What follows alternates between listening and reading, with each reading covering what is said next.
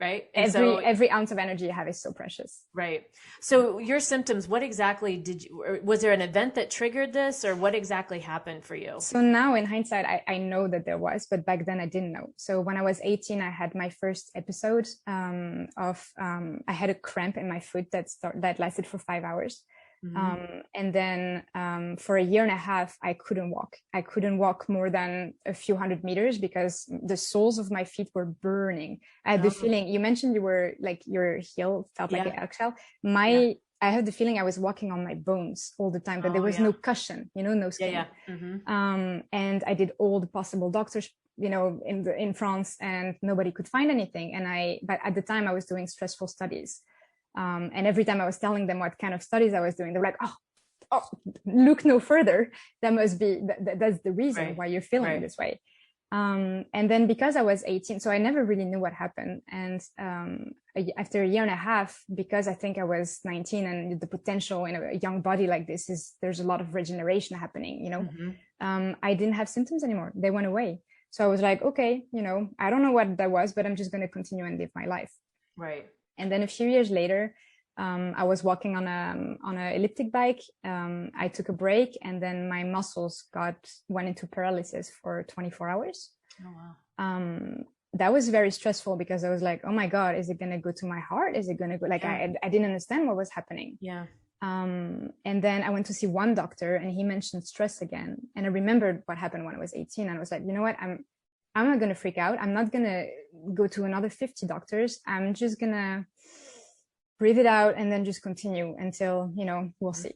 But then when all of these things happened, because I didn't have answers, there's kind of something there's a pathway that got created in my brain, in my subconscious, that was like, well, exercising a lot means pain. Exercising a lot means paralysis. It started to settle in my brain, and I wasn't conscious of it. Yeah. And also that fear of like, you're deteriorating every time there's an episode that happens and you have worse symptoms. So then I was 25 years old, and then I was doing yoga on the floor, and my leg went into the biggest paralysis so far that ever happened in my life. Yeah. And that lasted, actually the symptoms are not completely gone yet. So that lasted since 6 years. And I know now what happened was that I took fluoroquinolone antibiotics, and I took them every single leg paralysis episode 2 weeks before.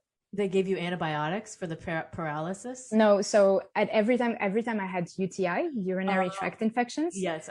Because, I was young, and it happens a lot with women. And Cipro is one of the most common fluoroquinolone antibiotic. It's the most commonly prescribed in the world. Okay. Yes, I think I've taken it myself. Yes. Yeah, and what that does is that those fluoroquinolone antibiotics. So it's a family of antibiotics that has a fluoride molecule into it that makes it extremely efficient at doing its job, pretty much killing everything in your body, all the bacteria. Yes.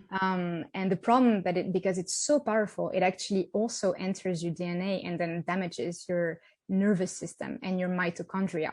And the mitochondria is the energy powerhouse of the cell, which gives you energy. So by damaging the mitochondria, it creates mitochondrial disease. And the result is that you have no energy left in your muscles. So you cannot use your muscles. And that's what I had all these years since I was 18. And that's why I started deteriorating very quickly. And what they say is that some people take one pill of Cipro and they are in a wheelchair for life. Some people will need to take 50 of them over the course of a decade until something happens to them. It really varies. And for me, I had to take it 3 times at different points in my life until that time when I was 25.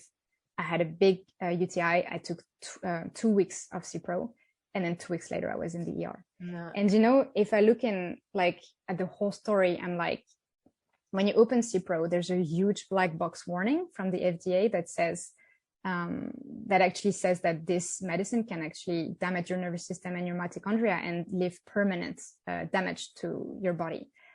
It's like the first thing. It's actually very scary. Right. And so if I think of this, my diagnosis should have taken 5 minutes to figure out. Right. I came with exactly all the symptoms that comes with Cipro, and also with leg pain. I also had hallucinations. dizziness, vertigo, brain fog, digestive issues. It wasn't just the legs, just completely, I'm sorry, but fuck me up. No, you can cuss on here. That's fine. Okay, No problem. And it should have taken 5 minutes to figure out. It's just like, yeah, somebody that comes with all the symptoms, you ask what they took 2 weeks prior to that, and then you just check the insert, and then just like, oh, ding, ding, ding, it just makes sense. Yeah. But instead, it took over a decade. But then I'm thinking, did it take that long for me to, kind of go through all this and then actually start creating something that is a blessing today, and then having a life that I wouldn't change for the world? Right. So it's always the question, I was just going to say. Yeah. I mean, and we can't obviously, I heard somebody once say that, it was something along the lines of talking about, well, what if, or it could have been this. And it's like, no, it just was.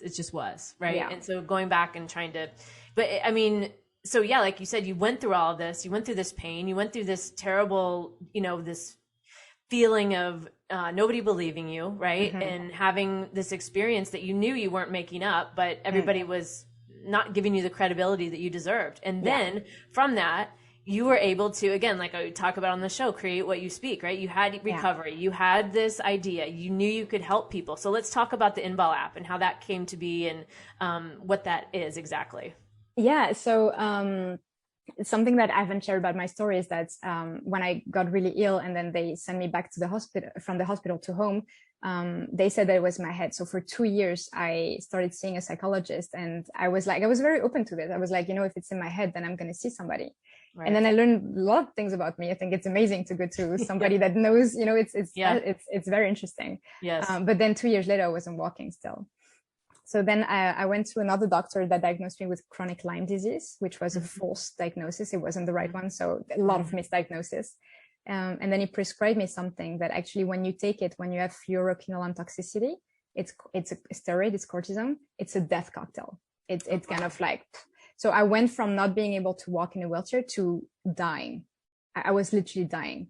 And that's actually when I went back to my parents, because my boyfriend was like, Julie, I love you, but I cannot take care of you right now. You're a danger to yourself. Even you need to be with somebody, that can take care of you full time. And my dad, I had just retired. So I was like, I'm going to go where I grew up. I had a good childhood with my parents. They're going to take care of me.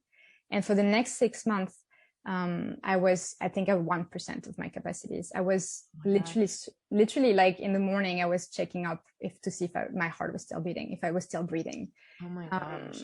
And that was the hardest time of my life. And I'm saying all this because at that moment I called with that doctor, and the conversation lasted 4 minutes.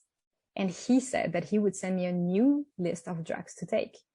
And that moment was, I hang up the phone, I looked at the 4 minutes, and I was like, that's it. Right. I am done. I am done. And from that moment, I was like, I am going to find those tools I mentioned, right? To get better, because I have to get better. Yeah. In the 4 minutes you're saying, that's all he spent with you. He only spent 4 minutes. It's like, I'm dying. I'm a 27-year-old back then dying, and you spend 4 minutes and then you send me a new list of drugs. Like, what is wrong with this system? It just doesn't work. It just didn't make sense. So I think that was just the drop on the whole, it clicked then. Like, it was exactly. It was like, this isn't the path for me. Yeah. No, exactly. And then I just kind of made a promise to myself that I would stop looking for outside answers and then start, researching those tools. And with the little, cognitive capacities that I had, and with the help of my boyfriend and the people that were close to me, I was like, I'm going to find what on earth can I do to make my body heal faster and better and in optimal way. So I started researching everything. So in which conditions does the body heal? That was my question. That was my only, obsession. And I started trying things and implementing things. And that's really when I started seeing progress. And so Envol, to answer your question, is what I did. It's kind of like the secret formula to health.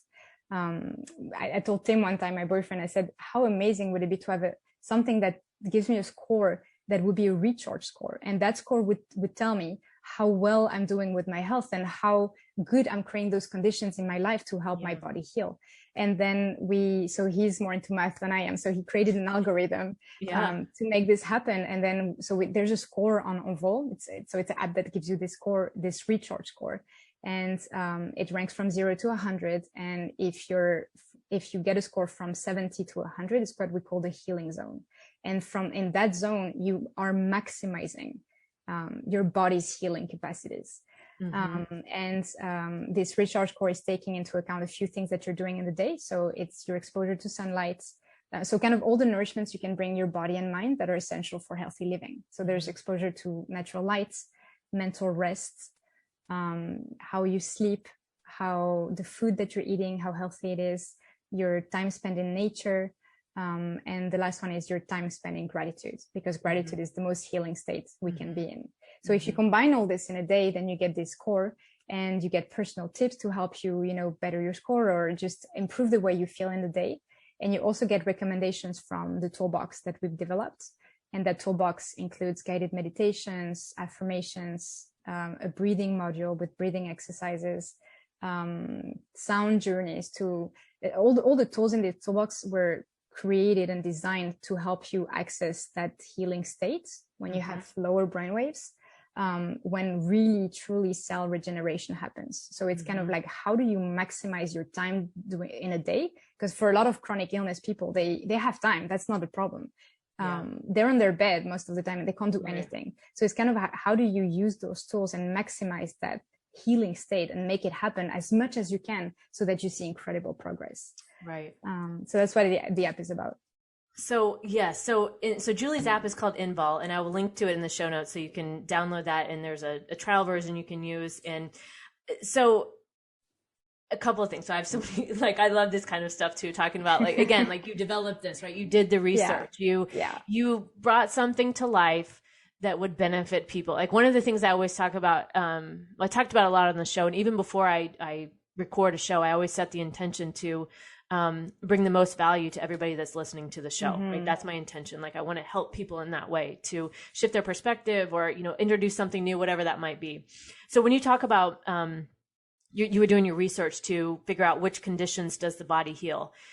Within the app, you have the nourishments, like she mentioned, there's sunlight, healthy food, nature, gratitude, mental rest, and movement. Are those the 6 areas you found that are the primary areas for the body to heal? Yeah, absolutely. Okay. Absolutely. And what I did is that a lot of people, when they studied chronic illness testimonials, or they like to take part in groups. So there's the people that eat a certain way, the people that eat another way, the people that are doing this. But all these people, they focus on what's different. What we did is that we focused on what was the common thing that everybody was doing that allowed them to heal from very different environment, from very different root causes of illnesses. And those factors, there's also sleep, is actually all combined, is it just creates the perfect environment for our body to thrive. Yeah. And I mean, even somebody who's not going through chronic illness now would still benefit from this app, right? Because absolutely. I've used it, and one of the things that I really, and I'm not facing chronic illness right now, but I'm still wanting to. One of the things for me that I feel like I can't quite get my traction on again after 2020 is how to, because I used to have a set of beliefs, right, prior to 2020, and a lot of what I believed was, and I still believe that we create our own reality. I still believe that we are in control of our life. But what I'm trying to figure out for myself is how to implement this in the way things changed so dramatically, right? Because for a while I was like, do I even still believe in those things? Because I don't feel, why would these things be created? Why would we go through this? All this kind of stuff. And so, and when you feel like your beliefs are lost, or that you're floating on a ship without these things that you used to hold on to, right? That were your identity maybe in some way. For me, it's been hard to try to get back on track with that. How I exist in the world now with knowing what I know. And so what I love about this app is, having these 6 areas to focus on. Like this morning, I woke up, I opened the app and I looked at, gratitude. Because I looked at what can I do right now, right? Gratitude. Okay. And I'm laying in my bed and I'm like, oh man, I love my bed. It's so soft and comfortable, right? I love my room is dark. The curtains are dark. So so I get to sleep really good, all that kind of stuff. And then as I was looking at thinking about my day, and I'm looking at this, and I was thinking back to how, over the years, the way diet and exercise has been portrayed to people, right? diet has always been write down everything that you ate in some way, piece of paper or in a tracker or something. And then if you're working